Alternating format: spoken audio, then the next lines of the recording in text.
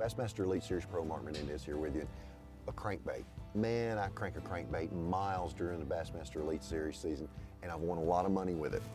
One of the things I have to have is I have to have a composite rod, a low gear speed reel at a 5.1 to 1. I want this composite rod because it flexes all the way down. See how that rod bends way down here? That helps me, when using a treble hooked bait, catch a lot more fish. They don't pull the hooks out.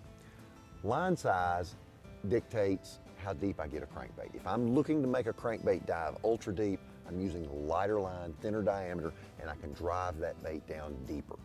Lighter line means a deeper bait and better action. But how do you choose a crankbait? What does a crankbait do, and how do you choose one? Here's a regular size crankbait, and I want you to notice that bill angle. See how that bill angle comes straight out of the chin? That gives this bait a real tight wiggle. When it comes straight out of the chin, a real tight wiggle. When I need a bait that I want a wobble, see the bill on this bait? It goes at a downward angle. So that creates a lot more water movement and a wider wobble. Wiggle and wobble come into play in water temperature.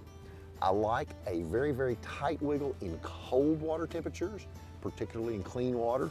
So I choose this bait, early clean water. As water temperatures warm up, we get some spring rains, we get in a little mud, then the wider wobble becomes more effective because the fish can't see as well and they have to feel it through their ladder line.